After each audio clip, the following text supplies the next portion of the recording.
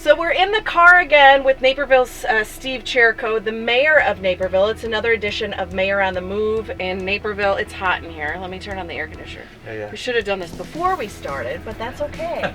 Thank you to the Naperville Development Partnership for making this happen and making Naperville such a cool place to hang out and live and have some fun. So, by the way, congratulations on another term as the mayor. I know that's kind of late, but yeah, it's all good though. Yeah.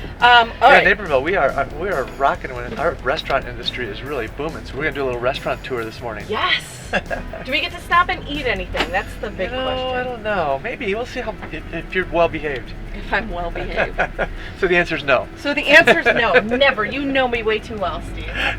So we're leaving City Hall now, and really, as soon as we pull out, there's stuff that we should talk about because. Starting with Naper Settlement over here, they are just about ready to start their Naper Nights series. And do you know who's playing over there? I don't know off the top of my head, but I know that they always have the best cover bands. Right, and anywhere. It's a great deal, and what a great setting to have it as well. You know, just sitting out there in the wooded area, it's a lot of fun. So. Yeah, if you have time to go out to Naper Nights, make sure you make it because it's a great experience. And they usually have it. It's 2 nights in June, 2 nights in July, and 2 nights in August, right? Yep. Awesome. And Danielle, take a left on Webster, and we'll do a quick tour through the Water Street area. Perfect. Water Street is now pretty much complete. We drove through it last year, and a couple of the restaurant spaces were still open at that time. Yeah. But now it's pretty much complete. So we have, let's see, there's Blue Sushi, the 64 Wine Bar, Medici, which is... How many of those have you been to? All of them? Yeah. All of them, yeah. And we have Cuba, which was there last year. And then Santo Cielo. Have you been there? No. Santo Cielo is on the 5th floor of the building along the river, so it's above Medici, or it's above Blue Sushi. And it's the cool thing about that, first of all, it's a kitchen without a border concept, so it's just like all sorts of different foods. Which I love. Yeah. Because sometimes you just have a taste for something, but you don't know what it is. So it's small plates. But the neat thing about this is that the wall around the perimeter of it is a glass wall, and it collapses down, so it's an open restaurant during the nice weather days. So very cool.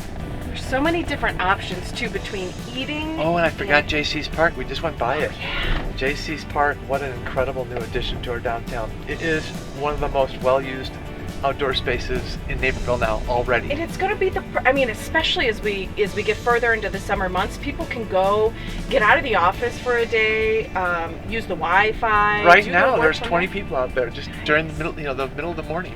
So it's just incredible. That's what I like to hear. Yeah, it's awesome. So that's been a great addition and very fun to see everybody out there working during the day.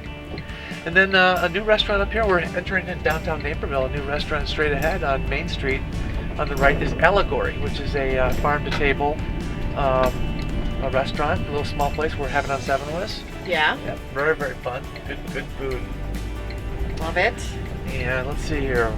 So if you're going for a date night in downtown Naperville, where are you going? Where are you taking the lovely Julie Chirico? It depends on where you want, your taste, because there's everything. A brand new shaku right over here underneath the Naperville Development Partnership, our sponsor today, which is a Japanese steak place. So it's awesome.